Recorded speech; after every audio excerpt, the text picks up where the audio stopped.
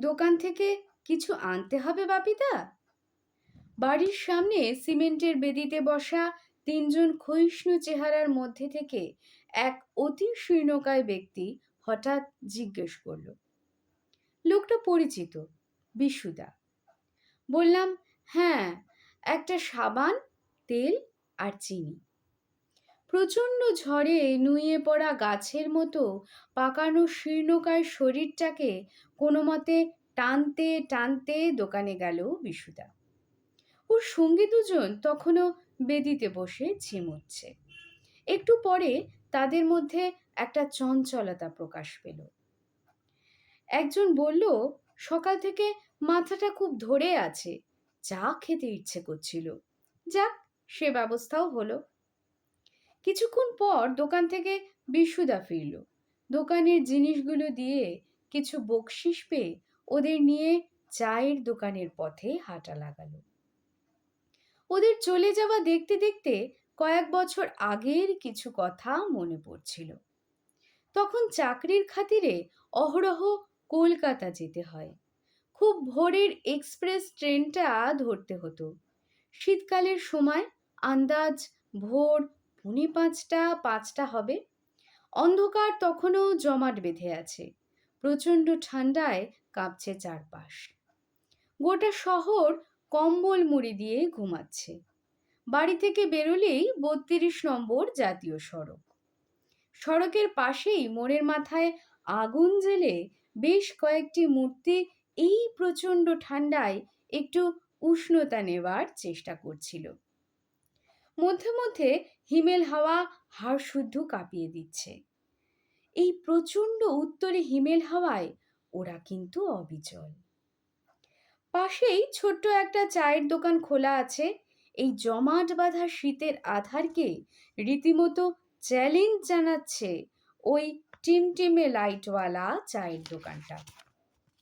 ধুমায়িত চা ও বিড়ি সহযোগে ওদের আড্ডার মৌতাত বেশ জমে উঠেছে। হাঁক দিলাম, কেউ যাবে? সামনে এগিয়ে এলো এক মূর্তি, ছোট্টুদা। মজবুত বলিষ্ঠ চেহারা, ভোরের ট্রেন ধরানোর স্পেশালিস্ট। শীতের ভোরে বেশিরভাগ প্যাসেঞ্জারের দেরিতে ঘুম ভাঙে। এই সময় অ্যালার্ম বারবার বেজেও সঠিক সময় ঘুম ভাঙাতে ব্যর্থ হয়। হাতে কম সময় নিয়ে ঠিকঠাক সময়ে ট্রেন ধরাটা তাই ঝুঁকির হয়ে দাঁড়ায়। এইখানেই ছোট্টুর কেরামতি। এই কম সময় তার রিকশাকে রাজধানী এক্সপ্রেসের গতি দিয়ে ভোরের কলকাতাগামী এক্সপ্রেস ট্রেন ধরায় প্যাসেঞ্জারদের। এই জন্য বিশেষজ্ঞর তকমা জুটেছে তার। চেপে বসলাম তার রিকশায়। এটাকে ও বলতো রাজধানী এক্সপ্রেস। প্রায় নিভে যাওয়া বিড়িটাকে শেষবারের মতো টেনে বাকিটুকুটা স্ট্রাইকারের ঘুঁটি মারার ভঙ্গিতে এক টানে ছুড়ে দিল সামনের ঝোপটায়। এরপর প্যাডেলে চাপ দিতেই গড়গড়িয়ে এগিয়ে চলল রাজধানী এক্সপ্রেস। ভোরের রাতের মালবাহী ট্রাক, ছোট গাড়িগুলোকে ওভারটেক করে ছুটতে লাগলো ছোট্টুর ছোট্ট রাজধানী। এদিকে ঠান্ডায় প্রাণ ওষ্ঠাগত। নিজের হাড়ের ঠকঠকানির আওয়াজ নিজেই শুনতে পাচ্ছি। ওকে দেখে বেশ অবাকই হলাম। বিরামহীন, ক্লান্তিহীন। জিজ্ঞেস করলাম, তোমার ঠান্ডা লাগছে না? আমাদের যে ঠান্ডা লাগতে নেই বাপিদা। বলেই মোহাম্মদ রফির জনপ্রিয় একটা গানের দুকলি গেয়ে উঠল। বেশ লাগছিল। শীতের এই জমাট অন্ধকারে ছুটে চলেছি আমরা। তোমার বাড়ির খবর সব ভালো তো? জিজ্ঞেস করলাম। শারীরিক কসরতের কারণে ঘন ঘন শ্বাস প্রশ্বাস ওঠানামার মধ্যে জবাব দিল, ওই চলছে। রিকশার গতিকে একটু স্তিমিত করে ও বলল, জানেন, আমি ঘরে গেলে বাচ্চা দুটি আমাকে ছাড়তেই চায় না। কিন্তু দাদা, পেট বড়ই বালাই, তাই তো লুকিয়ে ঘর থেকে বার হই। এদিকে ভাব করে বিয়ে করেছি। বউয়ের আমার ওপর বড্ড অভিমান, অনেক অভিযোগ। ওর পছন্দ মতো অনেক কিছুই যে কিনে দিতে পারি না। এই জমাট শীতে ওর দীর্ঘশ্বাসটা বড্ড ভারী মনে হলো। আবার গতি নিল রিকশাটি। অনেকক্ষণ ধরে কলকাতা থেকে আগত একটা ডিলাক্স নাইট সার্ভিস বাস পেছন থেকে সমানে হর্ন বাজিয়ে যাচ্ছে। ছোট্ট গর্জন করে উঠল, হাম ইস রাস্তা কা শের হ্যায়, সাইড খুদ ঢুঁढ লেনা। ছেলে মানুষই করো না ছোট্টুদা, ছেড়ে দাও। সাইড পেতেই বাসটি হুশ করে বেরিয়ে গেল। আচ্ছা দাদা, কলকাতা কি খুব দূর? কেন বলো তো, পাল্টা জিজ্ঞেস করলাম। ও বলল, বুড়ো বাপটার বুকের ব্যামো, ডাক্তার বলল কলকাতায় নিয়ে যেতে, কিন্তু খরচ তো অনেক, কোথায় পাবো এত টাকা? দুজনের দীর্ঘশ্বাস একসাথে বেরিয়ে এলো। স্টেশন চলে এলো। ও বলল, ঘড়ি দেখুন, এখনো 10 মিনিট দেরি ট্রেন ছাড়তে, ঝটপট টিকিট কেটে নিন।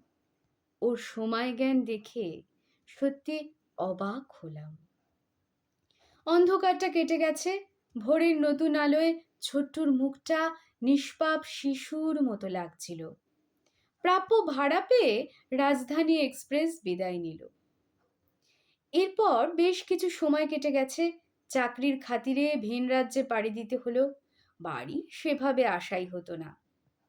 এর বছর খানেক পর বাড়ির কাছে পোস্টিং পেয়ে ফিরে এলাম। এই বছর খানেকের মধ্যে অনেক কিছুর পরিবর্তন ঘটেছে আমার এই প্রিয় শহরে। শহরে ঝকঝকে আধুনিকতার ছাপ পড়েছে। যাত্রী স্বাচ্ছন্দ্য ও যোগাযোগ ব্যবস্থার গতিময়তা বৃদ্ধি পেয়েছে ব্যাটারি চালিত ত্রিচক্র যান টোটোর হাত ধরে। সাথে সাথে রিক্সা প্রায় লুপ্ত হতে বসেছে। হঠাৎ ভাবনায় ছেদ পড়ল। চা খেয়ে বিশুদা তার সঙ্গী সমেত আবার বাড়ির সামনে বেদিটায় এসে বসল। ছোট্টুদার কথা জানতে বড় ইচ্ছে করছিল। জিজ্ঞেস করলাম। বিশুদা বলতে শুরু করলো, রিক্সার ডিমান্ড কমে যাওয়াতে ছোটুটা বড্ড মনমরা হয়ে থাকতো। এখানে ওখানে টুকটাক কাজ করতো বটে, কিন্তু মনে তার শান্তি ছিল না। তারপর হঠাৎ এক রাতে অন্যমনস্ক হয়ে রাস্তা পেরোতে গিয়ে গাড়ি চাপা পড়ে মারা যায়। এই পর্যন্ত বলে বিশুদা দম নেবার জন্য থামল। তারপর জনাকীর্ণ ব্যস্ত রাস্তার দিকে তাকিয়ে ধরা গলায় বলতে শুরু করলো, যে রাস্তায় ছেলেটা শেরের মতো দাপিয়ে বেরিয়েছে, সেই রাস্তায় কিনা কুকুরের মতো মরে পড়েছিল সে। পুলিশ মর্গে ওর বডি চালান দেয়। বেওয়ারিশ লাশ হিসাবে কয়েকদিন ধরে পচছিল। দিন কয়েক পর খবর পেয়ে আমরা সবাই গিয়ে ওর লাশ নিয়ে এসে দাহ করি। সংসারটা পুরো ভেসে গেল। বিশুদার চোখের কোণে দুফোঁটা অশ্রুবিন্দু ঠিকরে বেরিয়ে আসতে চাইছে। পাশে বসা বিশুর সঙ্গীটি মাদকের আচ্ছন্নতায় স্বগতোক্তির মতো বলে উঠল, বেটা ছোট্টুটা এখন স্বর্গে রাজধানী এক্সপ্রেস চালাচ্ছে। বলেই দুজন দীর্ঘদিন না কামানো বাসি দাড়ি গোফের ফাঁক দিয়ে খ্যাক খ্যাক করে হেসে উঠল। আমি জানি এ হাসি বড় বেদনার। চোখের সামনে একটা শ্রেণীকে ধুঁকতে ধুঁকতে শেষ হয়ে যেতে দেখেছি। বাড়ি এলাম, তখনও রাজধানী এক্সপ্রেসের ঘন্টির টুংটাং ধ্বনি কানে আসছে।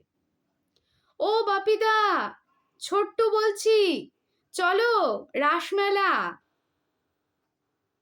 নমস্কার, শুনছিলেন লেখক তুষারকান্তি মাহাতোর গল্প রাজধানী এক্সপ্রেস।